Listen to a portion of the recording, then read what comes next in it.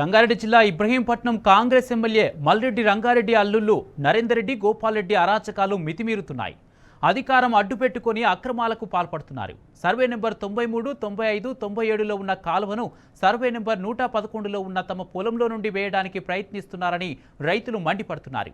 ట్రాక్టర్లు, రోడ్డు రోలర్తో కాలువ తవ్వేందుకు వచ్చిన అధికారులను రైతులు అడ్డుకున్నారు.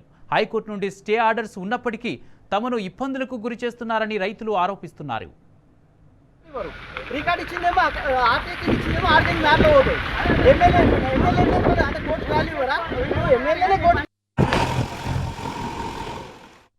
ఇక్కడ మా తొర్రూరు నుంచి బ్రాహ్మణపల్లి పోయే రోడ్ అక్కడికి వెళ్ళి బ్రాహ్మణపల్లికి వెళ్ళి తొర్రూరు దగ్గరలో ఎర్రకుంట ఉంటుంది.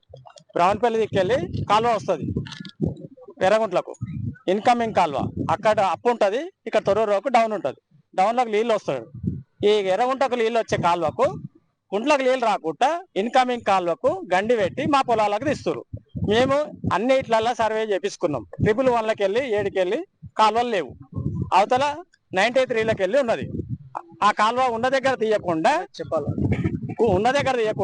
మా దగ్గర తీస్తున్నారు. ఇది ఎందుకు తీస్తున్నారు?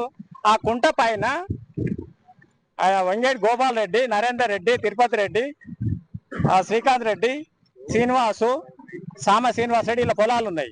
ఎఫ్టీఏలు మునుగుతాయి. కుంట లేకుండా మాయం చేసి కుంటలో ఎఫ్టీఏలు తీసేసుకొని నీళ్లు వచ్చే కాలువనే ఇక్కడ మలుపుదామని చూస్తున్నారు.